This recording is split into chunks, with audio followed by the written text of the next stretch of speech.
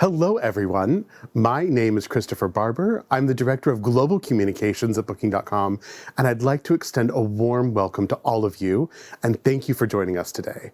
We're about to share the findings of our most recent and extensive research with LGBTQ+ travelers to date. We've listened to you, and we know how hard you work to offer great hospitality to everyone who shows up at your property. The thing is, treating everyone the same doesn't always mean that everyone feels included. LGBTQ+ travelers often face unique challenges simply because of who they are and who they love. That's why for the next 10 to 15 minutes, we'll be highlighting the issues that affect LGBTQ+ travelers the most in 2023 and what it means for you and your property. By the end of our time today, we hope you feel more informed about the challenges LGBTQ+ travelers still face today, their priority when it comes to planning their trips, and the brand values you can highlight to connect with these communities, as well as the actions you can take to improve the LGBTQ+ traveler experience. In our most recent, and as I said, extensive LGBTQ+ travel research to date, we surveyed over 11,000 LGBTQ+ travelers across 27 countries and territories. We were really interested in learning more about their attitudes, their concerns, their travel preferences, as well as their past stay experiences, the current realities they face, and their hopes for a more inclusive travel future. Despite the travel industry's growing recognition of the scope and variety of LGBTQ+ experiences, many travelers still face enormous challenges. We've seen steady progress in many parts of the world, and the travel industry is rapidly evolving. But the past year has also seen some setbacks for these communities. 64 countries criminalize same-sex relationships, including 11 which impose the death penalty. Even in more inclusive and progressive countries, LGBTQ+ travelers still face enormous challenges. In a world where your very existence can put you in danger, there should be no question as to why this is a topic that matters so much. You might have seen headlines, for example, in the news from recent major world sporting events or music events and concerts, celebrities and corporate sponsorships, which have put discriminatory legislation and views in the spotlight and being discussed in mainstream media and on social media. In fact, in our most recent research, nearly 3/4, 71%, of the people we spoke to said that controversy in the news around attitudes, discrimination, and violence towards people who identify as LGBTQ+ has had a big impact on their choice of destination. Personal safety has never been more of a focus than now. In fact, 80% of the LGBTQ+ travelers say they need to consider their safety and well-being simply because of their status as an LGBTQ+ person when choosing a destination. This is up significantly when we asked this same question last year, when 64% said the same thing. This increases a lot for different types of identities throughout the community. For example, for intersex travelers, this is 90%. For people who identify as being gender fluid, also 90%. And transfeminine and transmasculine travelers say that this also impacts them at 89% and 87%. So this is definitely top of mind for LGBTQ+ travelers, regardless of how they identify. Discrimination is a key concern as well across the entire travel experience. 58% of LGBTQ+ travelers say they have experienced discrimination of some kind in one of their past trips. This can include stereotyping, which is something 29% of the people we surveyed said they experienced, being stared at or verbally abused, which 20% said they had experienced, or even things that are more serious, such as being threatened or actively intimidated, which 13% of the LGBTQ+ travelers we surveyed said they had experienced. These experiences are actually much higher for trans travelers, with 86% of trans feminine travelers and 83% of trans masculine travelers saying that they have experienced this type of serious discrimination while they were traveling. At the same time, traveling can instill a sense of freedom and self-expression. But unfortunately, a significant proportion of LGBTQ+ people still feel restricted. In fact, a third, 32%, told us that they have felt they need to change their behavior to avoid judgment or awkward interactions during their trips. This is up from 22% that we measured in 2022. In fact, a quarter, 25%, have felt they need to change their appearance to avoid the same. This is up from 16% as well from last year. So keeping all of this in mind, what are the priorities of LGBTQ+ travelers when they're planning their trips? It's no surprise that personal safety tops this list, and it has a key impact on destination choices for LGBTQ plus communities at large, with 39% saying they are really thinking about safety when they're planning their trips. At the same time, other key motivations for travel play a very strong role. For example, beautiful natural scenery tops the list at 49%, tasty local cuisine at 45%, and great beaches at 40% round out these top reasons and things that people consider when they're planning where they want to travel for their next trip. The travel industry is clearly playing a part in shifting attitudes and perceptions, but there's a clear need for travel companies to show up as allies and implement policies that are inclusive and truly welcoming for LGBTQ plus travelers. Nearly 4/5, 78%, of LGBTQ plus travelers feel more comfortable traveling due to the increased inclusivity of the travel industry.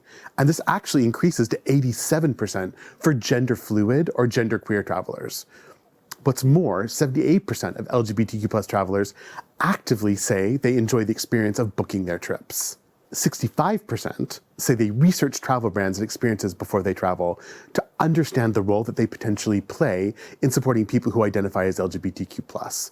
This means that people, when they're thinking about what they want to do on their trips, are doing that extra bit of research to understand, where am I spending my money? Do these companies reflect my values? Are they helping support my community in some way? Further to that, 69% agree that they are more likely to favor airlines and brands with inclusive policies. So I think we've all seen the news over the past couple of years of some of these groundbreaking airlines that are making really interesting decisions about letting their staff express themselves in their uniforms however they want, having more gender fluid options. And this actually has a positive impact for travelers as well. So, with all of these insights and data about the challenges that LGBTQ plus travelers face and some of the hopes and dreams that they have, what are some of the actions that you can take to make this more concrete and to help actively improve the LGBTQ plus traveler experience at your property? So fortunately, despite the challenges that are there, actually, a lot of LGBTQ plus travelers are also having very positive travel experiences and are proving to be much more common and are helping increase the confidence of LGBTQ plus travelers overall. In fact, over 4/5 of LGBTQ plus travelers have experienced some form of positive interaction. And even more specifically, when it comes to those interactions they've had with the place they are staying. So 42% have reported that they've had friendly and informative correspondence with the accommodation ahead of their arrival. And this is actually up from 25% in 2022. 47%, which is almost half, have had great first impressions on arrival, such as being offered welcome drinks or having interactions with very friendly staff, which is also up from 31% in 2022. Now, despite this, and this is great progress, the research shows there's still more that can be done to meet the needs of LGBTQ plus travelers and to help make them feel more welcome and included. To that end, we've thought about some thought starters and some pointers that you might want to consider that can help make your property more welcoming for your LGBTQ plus guests. Now, it's a reminder that even though we know we're all in the hospitality industry, making people feel welcome is at the heart of everything that we all do. This, of course, you might think, I'm already doing this. I already know how to make people feel welcome at my property. But we want to give you a bit of a reminder that treating everyone the same, which comes from a great place, doesn't always mean that everyone feels included. And if you are a member of the LGBTQ plus community yourself, or have friends or family members who identify in some way as being part of one of these communities, there's still so much to learn. Even as a queer person myself, I find that I am learning things every day. The research, the experience of other people I interact with throughout the community are constantly informing new ways of thinking, new ways of interacting, and new ways of behaving. So with that in mind, have a way to clearly identify that your property is safe and inclusive and welcoming for LGBTQ plus people. And this really starts with completing some type of inclusivity training.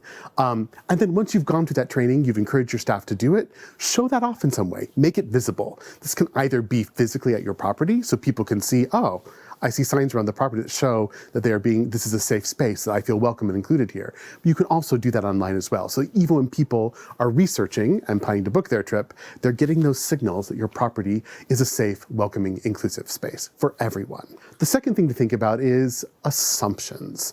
Don't assume by the way someone shows up, how they dress, that they are in a relationship or not, or identify in one way or another. And this even goes to, like, we talk a lot about pronouns. Honor people's pronouns. If you happen to make a mistake and they correct you and say, actually, my pronouns are she, her, or they, them, respect that moving forward and share that information with other members of staff so that then they don't have to continue repeating that to other staff members. And for example, small things like room preferences or bed setup, assume that people have booked what they want and what they're comfortable with. If there is some doubt, ask respectfully, and again, don't make assumptions. Another thing that can really help make LGBTQ plus people feel welcome and included at your property is giving them some specific guidance about maybe, for example, parts of the city that might have more gay-friendly businesses or more LGBTQ plus friendly parts of the city to explore. General guidance is something that a lot of LGBTQ plus travelers in our research said they are already getting. So 40% said they're getting general guidance about, things to do when they check in. But being offered specific LGBTQ plus guidance is something that's not happening as frequently, with only 16% of the LGBTQ plus travelers we surveyed saying that they had experienced this before. And actually, a third said they would like to receive this information. For example, what's the status of the location? How big is the community? How active are they? How visible are they? Are there any local laws or religious sensibilities they need to be aware of? Are there any tips on how to be safe? All of these things are very important for LGBTQ plus travelers in general to have a great experience in your destination, in and around your property. But this rises significantly to 51%. So this is important for a third of LGBTQ plus travelers, but we break it down. Travelers who identify as trans, gender fluid, or gender queer have a much higher need to have this information because of the specific safety needs and wanting to feel welcome, included, and knowing where those places are for them. And that's why we've developed our Travel Proud program at Booking.com. This is something that is very closely linked to who we are as a company and to our mission, which is to make it easier for everyone to experience the world. And we do mean everyone, no matter where you come from, who you love, or how you identify. Unfortunately, we know that right now, not everyone experiences the world and is able to travel equally or in the same way. And unfortunately, again, the LGBTQ plus communities still face different kinds of prejudice, conscious and unconscious bias in various forms, and don't always feel welcome during their trips. That's something we set out to change with our Travel Proud program, of course, in close collaboration with you, our partners. The goal of our Travel Proud program, which is an online 75-minute course that we offer for free, which we've developed together consequently with the inclusive hospitality professionals at Hospitable Me.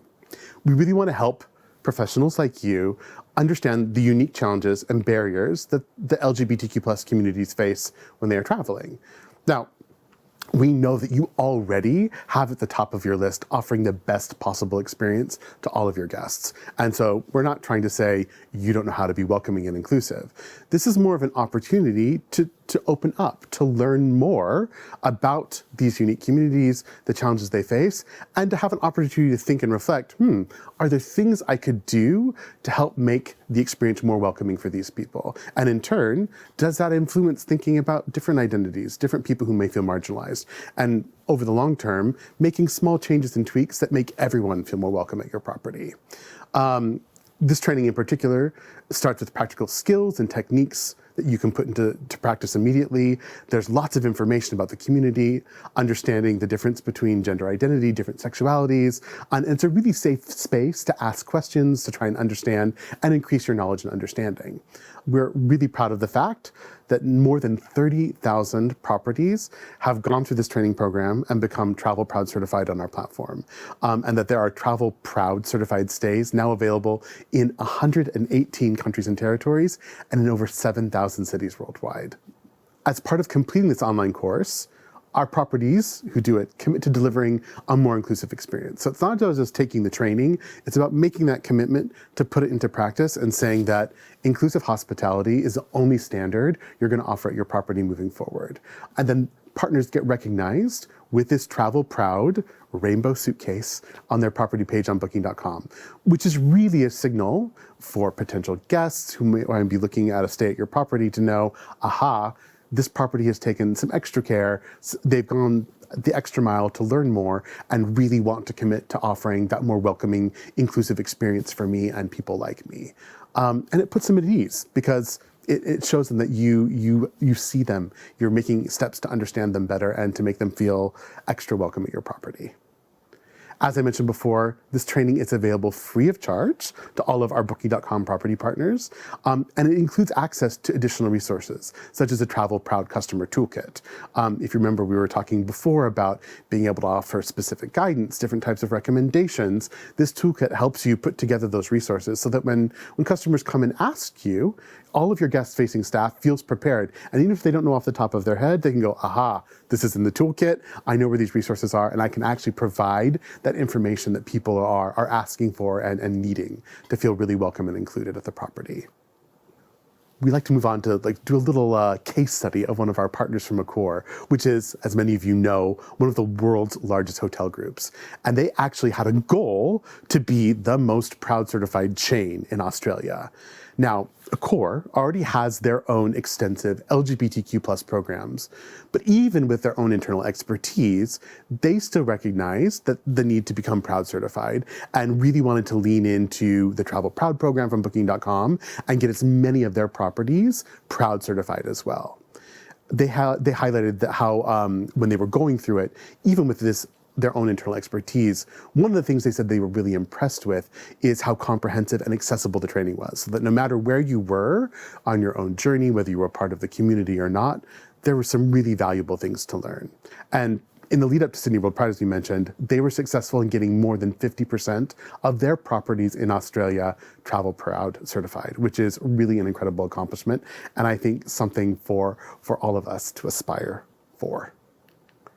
So hopefully, we've sparked your curiosity. If you'd like to learn more, visit partner.booking.com/Proud certified.